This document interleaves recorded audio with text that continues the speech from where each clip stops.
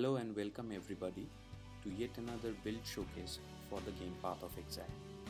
Today I will be showing the Ice Shot build that I have been running in the Abyss League in 3.1 patch. So, as I was saying, uh, we use the primary skill, uh, the Ice Shot, that we use as primary skill. It has something like this. So as you can see that the stat says that 60% of physical damage converted to cold damage.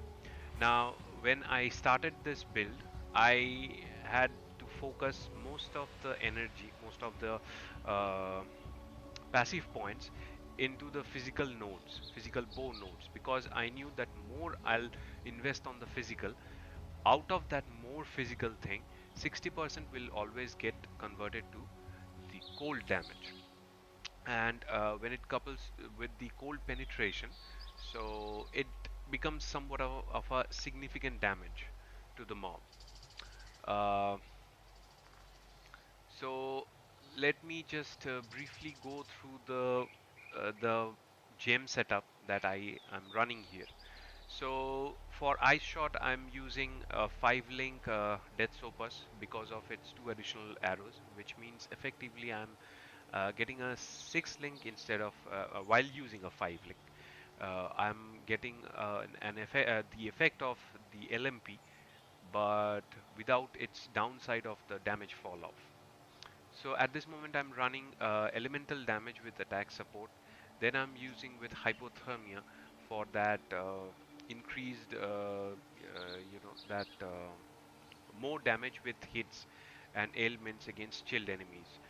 Uh, then I'm adding the ice bite for, of course, more cold damage, because ice bite and added cold, if you compare them, you would see that ice bite is more of a better trade-off than the added cold damage, because I also get to freeze the enemy, and also to get a chance to generate frenzy charges, which by the way I'm running 5 of them in this build.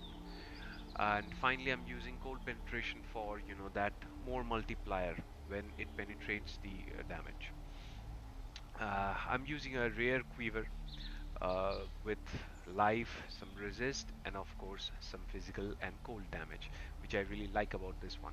It wasn't that big of a deal. I did get it like 1 or 2 chaos or something like that, but yeah, it comes in really handy. Then I'm running what's this one? The okay. So I'm actually not running the Blood Rage, but Blood Rage would significantly increase my life leech rate. So far it's not that needed, but again, I'm not running that too high of a map tires. I'm mostly running the white and the yellows because I'm pretty much comfortable with that. But I know this build, if somewhat min-maxed a bit more, it can go a bit way longer than what I have posted so far.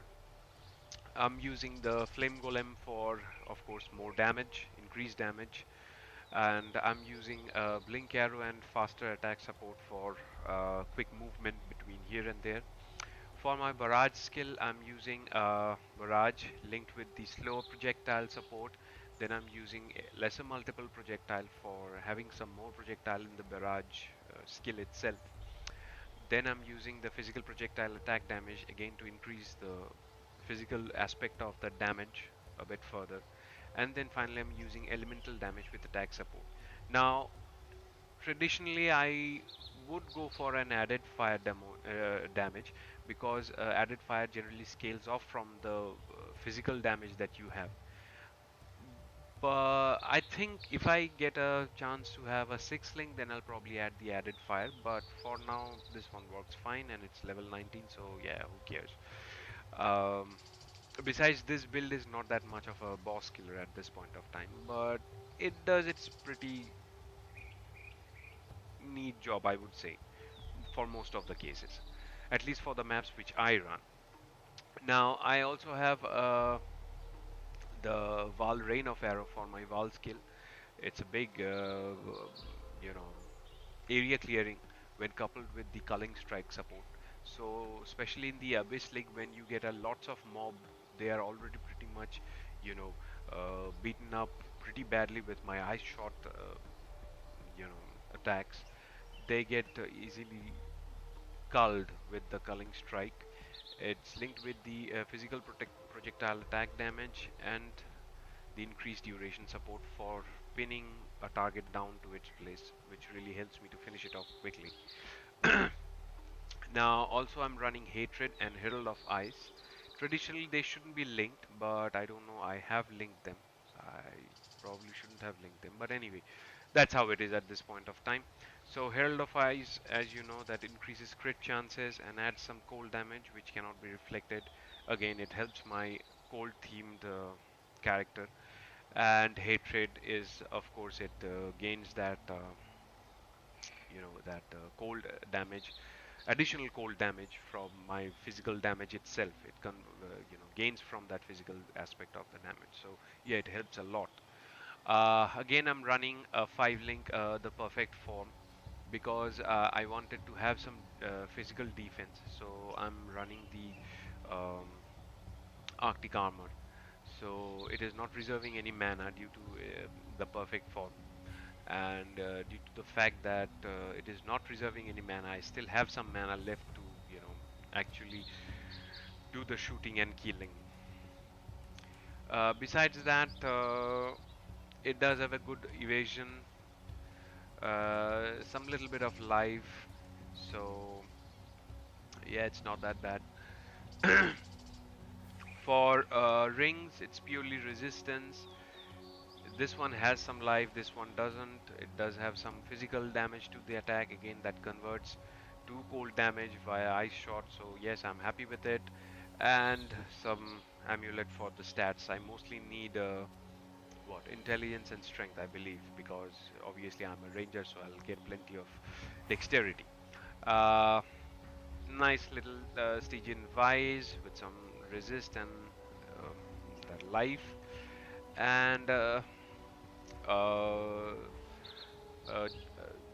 jewel, abyss jewel, for again some cold damage to bow attack, and a nice 5% chance to gain phasing for 4 seconds on kill. It kinda helps me because many a times I've been phasing through the monsters and it really helps me, especially with an evasion based character, so I generally doesn't get hit and doesn't get stuck up to a particular mob zone. Right, so this is basically what my gear looks like, apart from the flask, because obviously it's a Pathfinder, so uh, it's mostly based on flask, right? So for the flask, I'm running the Taste of Hate. Why not? Because for any cold-based attack character, I believe Taste of Hate is really nice. So what is doing? It's doing its effects are multiple form. For example, I am gaining 15% of the physical damage as extra cold damage, just like my hatred. So it's boosting my attack damage there. But on the same time, it's allowing to take me 20% of the physical damage as cold damage, right? So that also helps me either, because I'm also running Arctic armor, which I think yeah, it also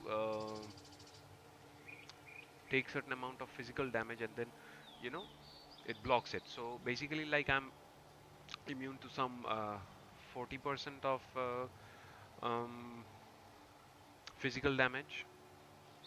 I'm not taking them as physical damage because it doesn't have much of a life. It's just around 3.8k life. So I had to make sure that it does happen that way.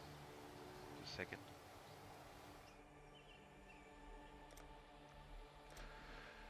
Okay. So apart from that, there is one particular function that it does quite well, which is boosting my cold resistance, which gets to the next part, which is the Wise Oak. So Wise Oak, as you know, it's a very good mixture of offense and defense combined to a single flask.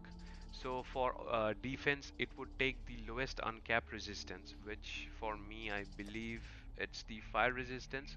So I'll get 10% reduced damage for fire resistance, where when I pop the Taste of Hate, due to the fact that it's a sapphire flask as a base, so it will grant me 52 cold resistance. So whatever cold resistance I was losing from the perfect form, I will gain that, and this will eventually become, you know, my highest uncapped resistance, right?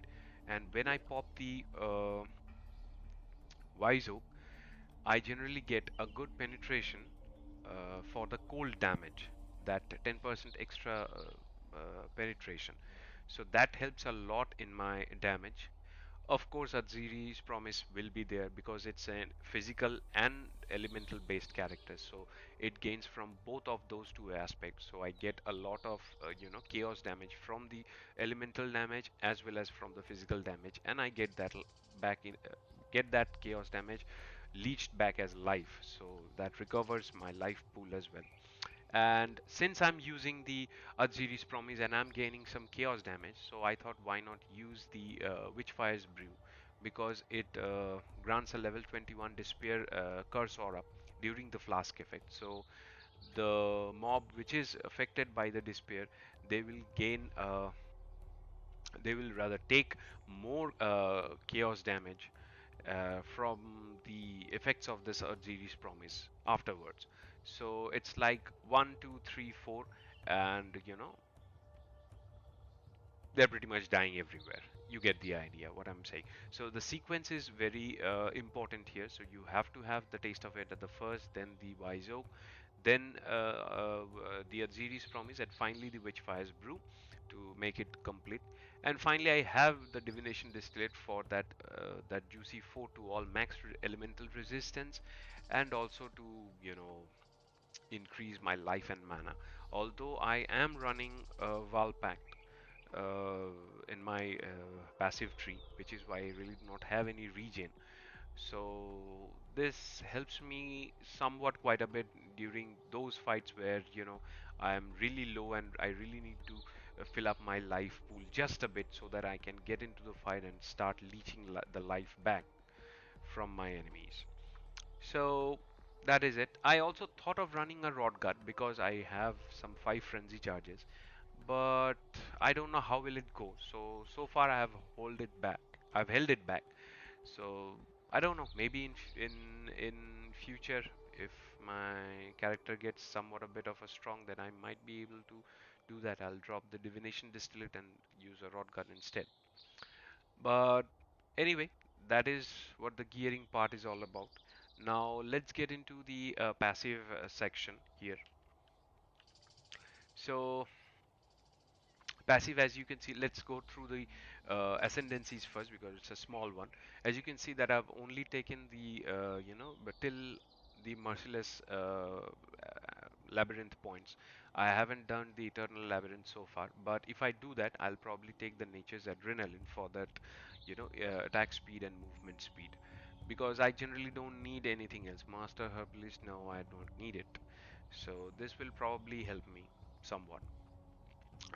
For the ones which I've already taken is the Nature's Boon for reduced elemental damage taken, and the flask, they gain charges for every 3 seconds, and there is also a small chance of the flask not to consume any charges when activated. Yeah, it happened many a times, and it helps a lot, especially when you know that most of your damage that depends upon um, your flask, so this helps a lot.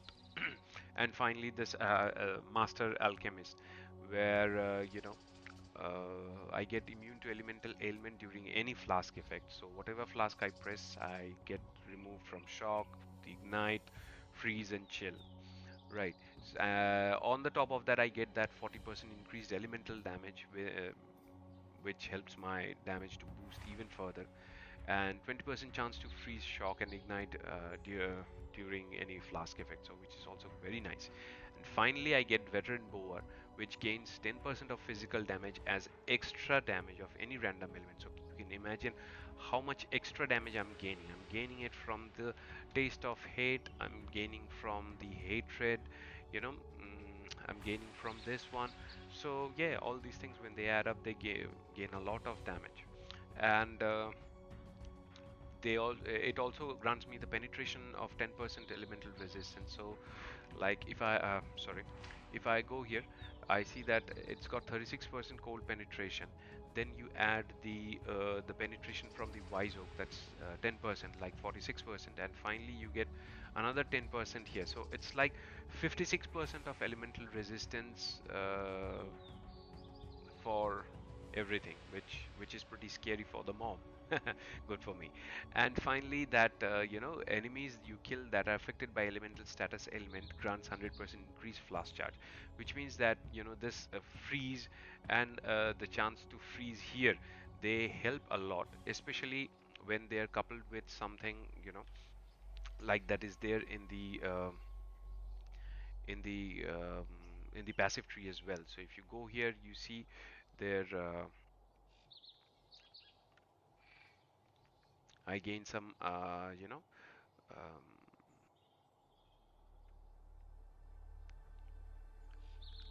I'm sorry, where was it? Right, there, these two are. So status ailment change, I get some 5% chance to freeze here, some chance here, and no, nothing here. So mainly these two, they help me like to have like 10% chance to freeze things. Anyway, coming back to the main passive tree which I'm running, it is fairly simple, and like I said, mostly physical damage with bow minded. So offensively, we go to the heavy draw, and obviously the plan is to go to the deadly draw as well, because this will up to this will gain some very good amount of physical damage with bows. So that is there. Then there is this Avatar of Hunt, which again grants me a juicy 24% increased physical damage with bows. There is some physical damage with the lethality as well as this bow critical strike chance. Now, I have taken these three because of the fact that they always helps me to have that critical chance percentage a bit higher for that for a bit more effective chill and freeze, by the attacks. And again, we reach to the Scion life cycle for life. We use the Art of Gladiator for ignoring all the penalties from the armor about the movement. So we are pretty swift in that sense. And we go to ballistic mastery, and then aspect of the eagle, down to aspect of the lynx for for projectile damage and attack physical damage. They also scale with the physical damage with the bow, so that helps a lot. My elemental nodes are mostly these primeval force, and there you got winter spirit as well as the flash freeze are there. So these are the primary source of cold damage, and I think this one, yeah, this one also converts 20% of that physical damage, uh, you know, to cold damage, and I believe so as this one, weapon cold damage. So 20% of physical damage converted to cold damage, which means 40% of the cold physical damage is converted to the cold damage with these two nodes allocated. Combining with the ice shot itself, which gives us that 60% of physical damage converted to cold damage, which means we convert effectively 40 and 60, like 100% back to the cold damage. So yeah, that's nice. Uh, some elemental status element over here, and I think some penetration here as well. Right, so 56 plus 5, that would be like 61% of elemental damage penetration. That's good. And defensively, of course, Valpact, it saves your life more than you can count. Every now and then you'll see your life is ruling like here, then suddenly it'll go back here without any life flask effect, and you'll feel safe about it. Also, we have taken acrobatics and some acrobatics improvement for dodge chances. And since we are running perfect form, it grants us phase acrobatics, which is like 30% chance to dodge spell damage, which again helps in our survivability. And yeah, okay. And what else? What else? Oh, and finally, offensively, we are Also running two Omen on the Winds here. So when they are allocated with 40 dexterity in their radius, Ice Shot will penetrate 3 additional enemies, and its cone will have 20% increased area of effect. So effectively 50% increased area of effect with 6 pierce. So I really don't have to run any pierce in my original setup. I get the pierce from these two. And what was it? Yes, some uh, you know, life leech rate, vitality word to increase the cap of the life leech rate, which gets doubled by eval pack nowadays. And two frenzy charges to grab on their way. Where is it? Yeah, there you are. So yeah, that is pretty much kind of it. So if you do run the build, please let me know how it feels, how it works, and that is it. If you have any feedback, comments, or suggestion, leave it down the comment below, and subscribe for more content. Thank you, and have a nice day.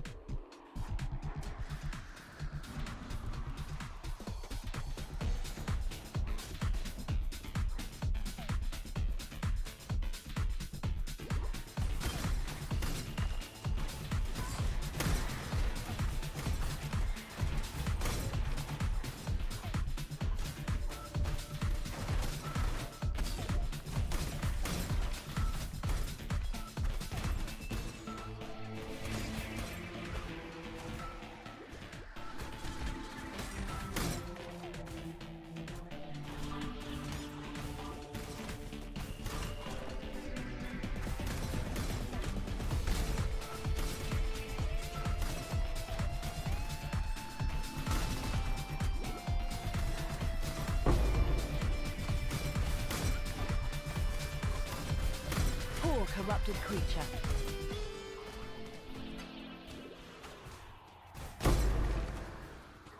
Tala Moana, warrior.